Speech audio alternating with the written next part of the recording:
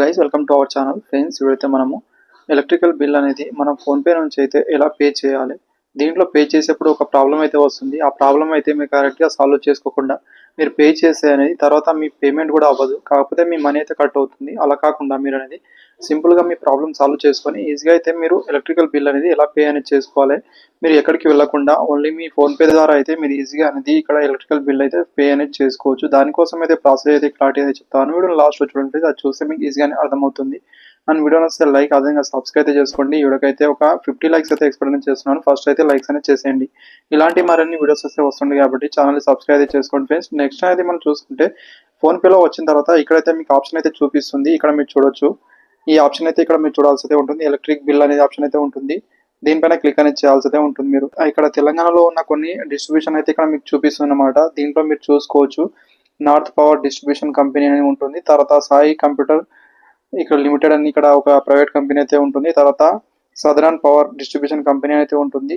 తర్వాత the cooperative electric supply association limited అని ఉంటుంది. సిరిసిల్ల వాళ్ళకైతే వస్తుంది అనమాట. ఇది మనం ఏ డిస్ట్రిక్ట్ లో ఉన్నాము, అదేవిధంగా మిగతాని కూడా చూసుకోవాల్సి ఉంటుంది. అదేవిధంగా అదర్ కొన్ని ప్రొవైడెడ్ కంపెనీస్ కూడా ఉంటాయి. దీంట్లో అదాని కంపెనీస్ కావచ్చు, మిగతా కూడా ఉన్నాయి. నుంచి అయితే మీరు కరెంట్ యూజర్ ని చేస్తున్నారు, అదైతే మరి ఫస్ట్ అనేది చూసుకోవాల్సి అయితే ఉంటుంది.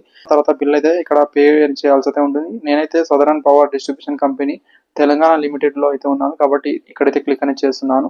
తర్వాత మీ యూనిక్ సర్వీస్ నంబర్ అయితే ఉంటుంది. మీకు ఇచ్చే ఆ కరెంట్ బిల్ పైన అయితే యూనిక్ నంబర్ అయితే ఉంటుంది. అయితే ఇక్కడ ఎంటర్ అనేది చేయాల్సి అయితే ఉంటుంది. అది ఎంటర్ అనేది చేసిన తర్వాత అయితే మీకు అనేది సింపుల్ గా అయితే ఇక్కడ షో అవుతుంది. ఇక్కడ మీరు యూనిక్ సర్వీస్ నంబర్ అనేది ఇచ్చిన తర్వాత అయితే మీకు ఇక్కడ కన్ఫర్మ్ అనే ఆప్షన్ అయితే వస్తుంది. ఇక్కడ మీరు చూసుకోవచ్చు, దీనిపైన క్లిక్ అనేది చేయాల్సి అయితే ఉంటుంది. తర్వాత నెక్స్ట్ స్టెప్ లో అయితే వెళ్తుంది మీకు అనేది.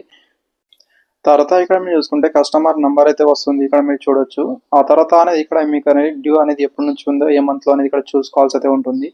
నెక్స్ట్ అనేది ఇక్కడ మీరు చూసుకుంటే మీకు ఎంత అనేది డ్యూ ఉందో ఆ మంత్ లో ఇక్కడ మీకు ఆ బిల్ అయితే ఇక్కడ చూపిస్తుంది. అయితే ఇక్కడ మీరు చూడాల్సి అయితే ఉంటుంది. ఒకవేళ మీరు ప్రతి మంత్ ఆటోమేటిక్ గా ఆటోపే అనే ఆప్షన్ పెట్టుకోవాలనుకుంటే ఇక్కడ టిక్ చేస్తే సరిపోతుంది. మీకు అనేది సింపుల్ గా ఇక్కడ టిక్ చేయండి. ఆ తర్వాత అనేది ప్రొసీడ్ టు పే అనే ఆప్షన్ అయితే ఉంది కదా, ఇక్కడ మీరు దీనిపైన క్లిక్ అనేది చేయాల్సి అయితే ఉంటుంది. ప్రతి మంత్ అనేది మీ ఇష్టం వచ్చినప్పుడు మీరు కట్టుకోవాలనుకునే వాళ్ళైతే ఆటో పే అనే ఆప్షన్ అయితే క్లిక్ అనేది చేయకుండా ప్రొసీడ్ టు పే అనే ఆప్షన్ పైన క్లిక్ అనేది చేయండి. సింపుల్ గా ఇక్కడ మీరు క్లిక్ అనేది ఇక్కడ మీకు వచ్చే ప్రాబ్లం అనేది చూసుకుంటే, మీరు ఒకవేళ ఇక్కడ రెంటెడ్ హౌస్ లో ఉంటే మీరు అనేది ఒకవేళ ఇల్లు అనేది మీరు ఖాళీ అనేది చేస్తే సపోజ్ గా మీరు ఆటో పే అనే ఆప్షన్ అయితే పెట్టుకుంటే తర్వాత అయితే మీకు ఇబ్బంది అవుతుంది అనమాట. అదే చూసుకుంటే ఇక్కడ మీకు ఒకవేళ ఆటో పే అని ఇస్తే ఆటోమేటిక్ ప్రతి మంత్ అయితే కట్ అవుతుంది. తర్వాత ఆటో పే అనేది మీరు ఆఫ్ చేసుకునే వరకు అయితే ఆఫ్ అనేది అవ్వదు. ఆటోమేటిక్ అనేది ఆ కరెంట్ బిల్ మీరే చెల్లించాల్సి అయితే ఉంటుంది. అదొక ప్రాబ్లం అయితే చూసుకోవాల్సి అయితే ఉంటుంది. అన్ని చూసుకుని ఇక్కడ మీరు ఆటోపే అనేది చూసుకోవాల్సి అయితే ఉంటుందండి. ఆటోపే అనే ఆప్షన్ అయితే పెట్టుకోకండి. ఓన్లీ మీరు ఓన్ హౌస్ ఉంటే దానికి మాత్రమే మీరు ఇక్కడ ఆటోపే అనే ఆప్షన్ అయితే పెట్టుకోండి.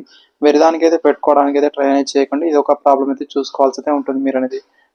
తర్వాత బ్యాంక్ అయితే ఇక్కడ సెలెక్ట్ అనేది చేసుకోవాల్సి అయితే ఉంటుంది. పే టు ఇక్కడ మీకు ఎంత ఉందో అది చూపిస్తుంది, దానిపైన క్లిక్ అనేది చేయండి. ఇది మీకు కొంచెం బ్లాక్ లో చూపించవచ్చు, ఎందుకంటే కొన్ని ప్రైవసీ అయితే ఉంటాయి కాబట్టి అది బ్లాక్ లో అయితే చూపిస్తుంది. తర్వాత ఇక్కడ మీ పిన్ నెంబర్ అయితే ఎంటర్ అనేది చేయాల్సి అయితే ఉంటుంది. సో ఆఫ్టర్ ఇక్కడ మీరు చూసుకోవచ్చు, మీ పేమెంట్ సక్సెస్ఫుల్ అనే ఆప్షన్ అయితే చూపిస్తుంది. ఇదైతే మీరు చూసుకోవచ్చు, మీ పేమెంట్ డీటెయిల్స్ ఇక్కడ చూపిస్తుంది అనమాట. రిసిప్ట్ అనే ఆప్షన్ అయితే ఉంటుంది, దానిపైన క్లిక్ అనేది చేసి అయితే మీరు ఈజీగా అనేది ఇలా మీ ఎలక్ట్రికల్ బిల్ అయితే ఈజీగా అయితే పేమెంట్ అయితే సక్సెస్ఫుల్ చేసి చాలా సింపుల్ ప్రాసెస్ అయితే ఉంటుంది. ఇది ఒకటి మీరు గమనించాల్సి ఉంటుంది. Thank you.